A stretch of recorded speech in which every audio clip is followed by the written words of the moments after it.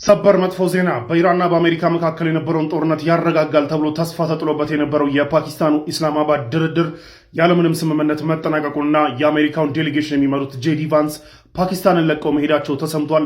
ላለፉት 21 ሰዓት ትናንትና ለ21 ሰዓታት ሲደረግ የነበረው ድርድር እንግዲህ ያለምንም ስምምነት ያለምንም ለስምምነት እንኳን ጫፍ መድረስ መበተኑ ታውቋል።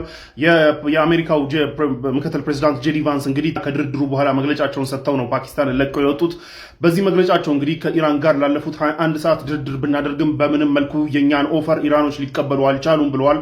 በብዙ ጉዳዮች ላይ ተወያይተናል ብለዋል። በስትሬት ኦፍ ሆርሙዝ ጉዳይ፣ የኢራንን ማዕቀብ የማንሳት ጉዳይ፣ የኢራን ኒውክሌር ፕሮግራም ጉዳይ፣ ይህን የመሳሰሉ ነገራቶችን ተወያይተናል። ያ ጥሩ ዜና ቢሆንም መወያየታችን ጥሩ ዜና ቢሆንም ግን በምንም መልኩ ልንስማማ አልቻልንም ብለዋል። በተለይ በኢራን ኒውክሌር ፕሮግራም ጉዳይ ደግሞ ዋናው ኮር ያላስማማን ጉዳይ ያ ነው ብለዋል። ይህ ማለት በስትሬት ኦፍ ሆርሙዝ ምናምን ጉዳይ ስምምነት ላይ ደርሰዋል ኦር ምናምን የሚለውን ነገር ግን ስፔሲፋይ አላደረጉም። ነገር ግን በኒውክሌር ፕሮግራሟ ጉዳይ ግን ኮር ዋና ያላስማማን ጉዳይ እሱ ነው ብለዋል። ኢራኖች አሁንም ኒውክሌር ዌፐን ኦር ኒውክሌር መሳሪያ የመታጠቅ ሀሳብ የለንም ቢሉንም ግን አሹራንስ እንፈልጋለን ብለዋል ጄዲ ቫንስ። ለአሁን ኦር ለሁለት ዓመት ኦር ለሁለት ዓመት ምናምን ሲሆን ለረጅም ጊዜ ኒውክሌር ዌፐን ኒውክሌር መሳሪያ ላለመታጠቅ ኮሚትመንት ሊያሳዩ ይገባል እና በዛ ልንስማማ አልቻልንም ብለዋል። ለማንኛውም ግን በዚህ ድርድር ውስጥ በዚህ 21 ሰዓት ውስጥ ከዶናልድ ትራምፕ ጋር በተደጋጋሚ በስልክ የተገናኘም ቢሆንም ዶናልድ ትራምፕም ደግሞ ይህንን ተደራዳሪ ቡድን በበጎ ሁኔታ እንዲደራደር ፍሌክሲብል ሆኖ እንዲደራደር ትዕዛዝ ሰጥቶ የነበረ መሆኑን ተከትሎ እንደዛ በበጎ ሆነን ብንደራደራቸውም ግን ኢራኖች ኦፈሮቻችንን በሙሉ ሊቀበሉ አልቻሉም፣ ሙሉ ለሙሉ ሪጀክት አድርገውብናል ብለዋል ጄዲ ቫንስ።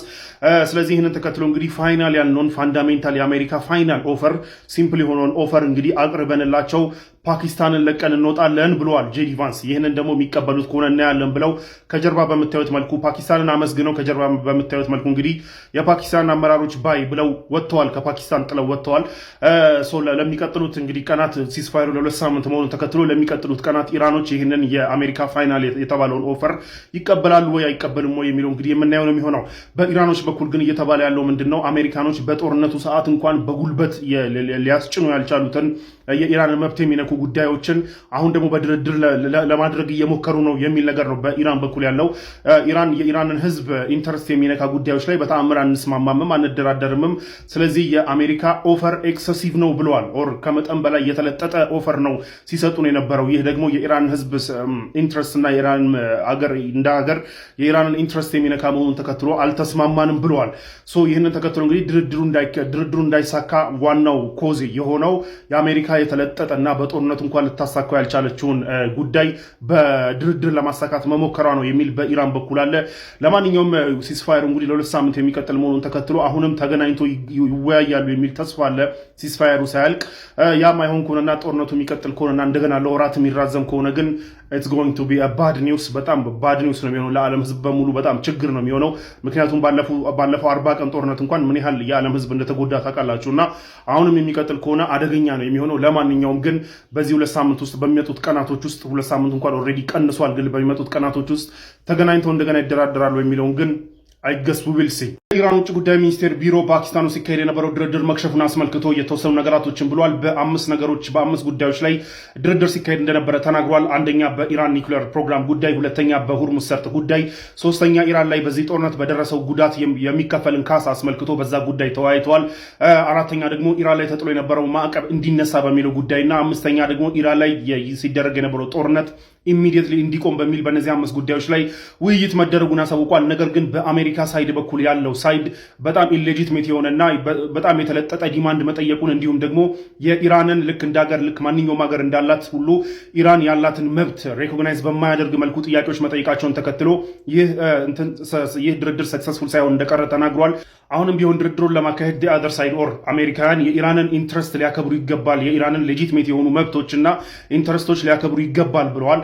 ከዚህም በፊት ሲባሉ የነበሩ ነገራቶች ናቸው። ለምሳሌ ኒውክሌር ማብላላት የሚባለው ነገር ለሲቪሊያን ፐርፐስ እስከሆነ ድረስ ኢራን ማንኛውም ሀገር እንዳለው ሁሉ መብት አላት። እነዚህ አይነት ጉዳዮችን አስመልክቶ የኢራንን መብት ማንኛውም ሀገር ያለውን መብት ኢራንም እንዳላት ሬኮግናይዝ ሊያደርጉ ይገባል ብለዋል።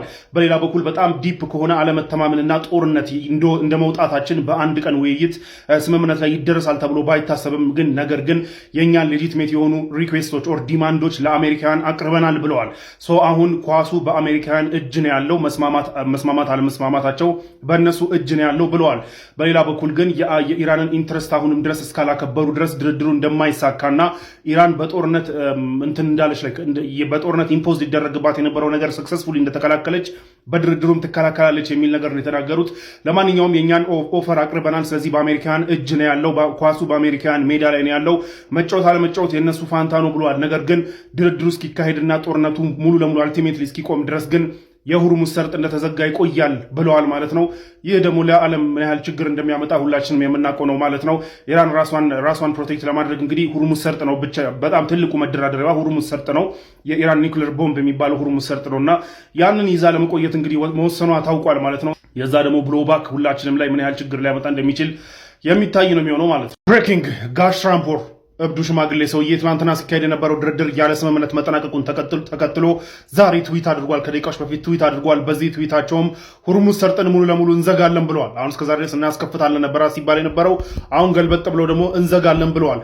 አኮርዲንግ ቱ ትራምፕ እንግዲህ ትራምፕ እያለ ያለው ምንድነው ኢራን እስካሁን ድረስ ሆርሙዝ ሰርጥን ዘግታ ለእሷ ገንዘብ የሚከፍሉ መርከቦችን ብቻ እያሳለፈች ነበረ። ሰው ኢኮኖሚካሊ ጌን እያደረገች ነበር፣ ኢኮኖሚካሊ እያገኘች ነበር። እንዲሁም ደግሞ የእሷ ነዳጅ የጫኑ መርከቦች በተለይ እንደምታውቁት ወደ ቻይና ወደ ምናምን ሲወጡ ነበር እነዚህ መርከቦች። በሌላ በኩል ደግሞ ለኢራን ክፍያ የከፈሉ መርከቦች ሲወጡ ነበር። የህንድ፣ የባንግላዴሽ፣ የፓኪስታን የተወሰኑ መርከቦች ሲወጡ ነበር እና ኢኮኖሚካሊ ጌን እያደረገች ነው። ሌሎቻችን ኢኮኖሚካሊ እየተጎዳን ባለንበት ሰዓት ሆርሙዝ ሰርጥን ዘግታ የምትፈልገውን ብቻ መርከብ እያሳለፈች ጌን እያደረገች ነው እና ስለዚህ እኛም ሆርሙዝ ሰርጥን ድብና አድርገን እንዘጋና የሚያልፍም የሚገባም የለም ብለዋል በትዊታቸው። ስለዚህ የሚገባም የለም የሚወጣም የለም ከኛ ጋር እስክትስማማ ድረስ የትኛው መርከብ አይገባም የትኛው መርከብ አይወጣም ብለው ወስነዋል። አሁን ትራምፕ እዚህ ጋር እያሰቡ ያሉት ምንድነው ይህንን ብሎኬድ ካደረግን ኢራን ስታገኝ የነበረው የተወሰነ ገንዘብ ቢሆን ይቀራል የሚል ቢሆንም በተቃራኒውና በአንጻሩ ግን እነዚህ መርከቦች አለመውጣታቸው ግሎባል ኢኮኖሚ ላይ የበለጠ ጫና የሚፈጥር መሆኑ ይዘር አልታያቸውም ኦር ምንም አይመስላቸውም።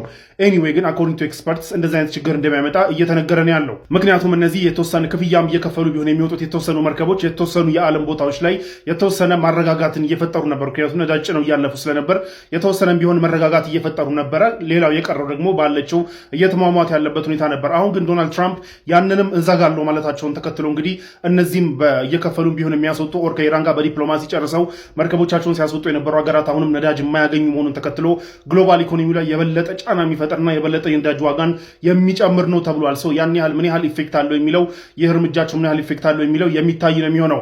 ነገር ግን በሌላ እዛው ትዊታቸው ላይ ደግሞ በሌላ መልኩ ምን ብለዋል?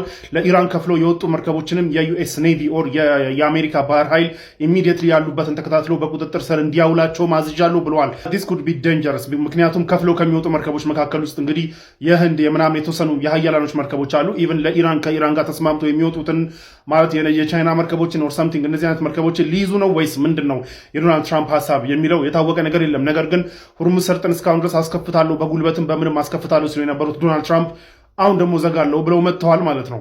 ፓኪስታን ውስጥ ሲካሄድ የነበረው የኢራንና የአሜሪካ ድርድር የከሸፈበት 4 ኮር የሆኑ ምክንያቶችን ልንገራችሁ። አንደኛው አሜሪካ ዲማንድ ካደረገቻቸው ነገራቶች ውስጥ አንደኛው እንግዲህ ምንድነው የ30 ቀን የሲስፋየር ኦር የተኩስ አቁም ስምምነት እንዲደረግ ጠይቃ ነበር አሜሪካ። ኢራን ደግሞ ኖ 30 ቀን እኛን አዘናግታችሁ እናንተ ልትታጠቁ እኛ ፋራ እናንተ አራዳ አይሆንም ብለዋል ኢራኖች እና አይሆንም ብለዋል። 30 ቀን የሲስፋየር አንስማማም፣ ግን ጦርነቱ ኮምፕሊትሊ የሚቆሙበትን ባይንዲንግ አግሪመንት ግን ለመስማማት ዝግጁ ነን ብለው ይህንን የ30 ቀን ሲስፋየር የሚባለውን አይዲያ ሪጀክት አድርገውታል። ሁለተኛው ደግሞ እንግዲህ የአሜሪካ ዲማንድ ኢራን ሆርሙዝ ሰርጥን ያለምንም ቅድመ ሁኔታና ያለምንም ክፍያ ለመርከቦች ክፍት እንድታደርግ የጠየቀች ስትሆን አሜሪካ ኢራን ደግሞ ኖ ከዚህ በኋላ ሆርሙዝ ሰርጥን የምቆጣጠረው እኔ ነኝ ክፍያም እጠይቃለሁ ብላ ሪጀክት አድርገዋለች። ሁለተኛው ነጥብ። ሶስተኛው ነጥብ ደግሞ እንግዲህ ኢራን ለፕሮክሲዎቿ እርዳታዎቿ እንድታቆም ነው። እነዚህ ፕሮክሲ የሚባሉት ግሩፖች ሊባኖስ ውስጥ ያለው ሂዝቦላ፣ የመን ውስጥ ያለው ሁቲ፣ ኢራቅ ውስጥ ሻዕቢ ምናምን ብዙ ግሩፖች አሉና ለነዚህ ግሩፖች እርዳታዋን እንድታቆም የጠየቁ ሲሆን ኢራኖች ደግሞ ፎሬን ፖሊሲያችንና ከፎሬን ላይ ውጭ ላይ ከማን ጋር እንደምንገናኝ ማንን እንደምንረዳ ማንም ሊነግረን አይችልም፣ ይልቅ እናንተ ደግሞ እነዚህን ፕሮክሲዎች ማጥቃታችሁን አቁሙ የሚል ምላሽ መልሰው ይህንንም ሪጀክት አድርገውታል። አራተኛውና ዋነኛው ግን ሊግባቡበት ያልቻሉት ነገር ምንድነው? የኢራን ኒውክሌር ፕሮግራም ነው። በአሜሪካ በኩል ያለው ዲማንድ ኢራን የኒውክሌር ፋሲሊቲዎቿን በሙሉ እንድታወድም ደን ኒውክሌር ማብላላቷን እንድታቆምና እንዲሁም ደግሞ ከዚህ በኋላ ኒውክሌር ዌፐን የመታጠቅ ሀሳቧን እንድታቆም የሚል ሶስቱ በአንድ የኒውክሌር ፕሮግራሟ ላይ 3 ዲማንዶች መጥተዋል። ኢራን በበኩሏ ደግሞ የኒውክሌር መብቴን አሳልፌ አልሰጥም ብላ እምቢ ብላለች። ኢራን የኒውክሌር መብቴን ስትል እንግዲህ ማንኛውም አገር ኒውክሌር ለሲቪሊያን ፐርፐዝ የማብላላት ፓወር ለማመንጨት ኤሌክትሪክ ኃይል ለማመንጨት ኒውክሌር የማብላላት ማንኛውም ሀገር መብት አለው።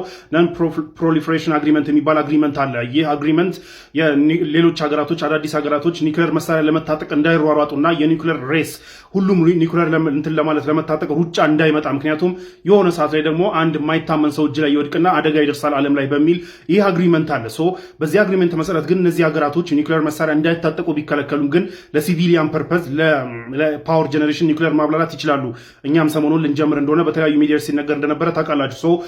ለሲቪሊያን ፐርፐዝ ኒውክሌር የማብላላት እንትኔን መብቴን አሳልፌ አልሰጥም፣ የእናንተ ዲማንድ ኒውክሌር ከዚህ በኋላ እንዳታብላሉ ሁሉ የሚለውና ኒውክሌር ፋሲሊቲያቸውን አፍርሶ የሚለው ዲማንድ ኮምፕሊትሊ የእኛን መብትና የኢራንን መብት የኢራንን ኢንትረስት የሚረግጥ ነውና ይህንን አሳልፈን አንሰጥም በሚል በእነዚህ 4 ኮር ጉዳዮች ሳይስማሙ እንደተበተነ ታውቋል ማለት ነው። በሚቀጥሉት ቀናት እንግዲህ ሲስፋየሩ ስቲል 2 ሳምንት ጊዜ ስላለው በዛ ውስጥ መልሰው ይገናኛሉ ወይስ አይገናኙ የሚለው እስካሁን ድረስ የታወቀ ነገር የለም። ነገር ግን በሚመጡት ቀናት እንግዲህ የምናየውና ለማንኛውም የ2 ሳምንቱን ሲስፋየር ያስማማቸው አደራዳሪዋ ፓኪስታን ኢሚዲየትሊ ይሄ ወሬ ይህ ውይይት ቆመ ብላችሁ ጦርነት ውስጥ እንዳትገቡ ሲስፋየሩ እንደተከበረ ይቆይ የሚል ማሳሰቢያ ሰጥታለች ማለት ነው።